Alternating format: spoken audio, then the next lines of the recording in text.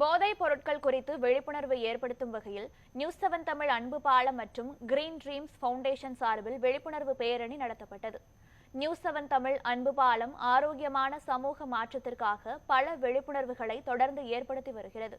அந்த வகையில் தற்போது சர்வதேச போதைப் பொருள் ஒழிப்புக்காக தனியார் கல்வி நிறுவனத்துடன் இணைந்து போதைப் பொருட்களுக்கு எதிரான விழிப்புணர்வு பேரணியை நடத்தினர். இந்த நிகழ்ச்சியில் மதுரவாயல் சட்டம் ஒழுங்கு காவல் ஆய்வாளர் பூபதி சிறப்பு விருந்தினராக பங்கேற்றார்.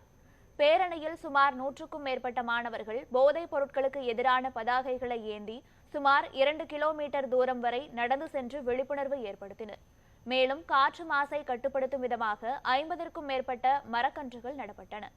இந்நிகழ்ச்சியில் போக்குவரத்து போலீசார் பலரும் கலந்து கொண்டு நியூஸ் 7 தமிழ் அன்பு பாலத்தின் முயற்சிக்கு பாராட்டு தெரிவித்தனர்.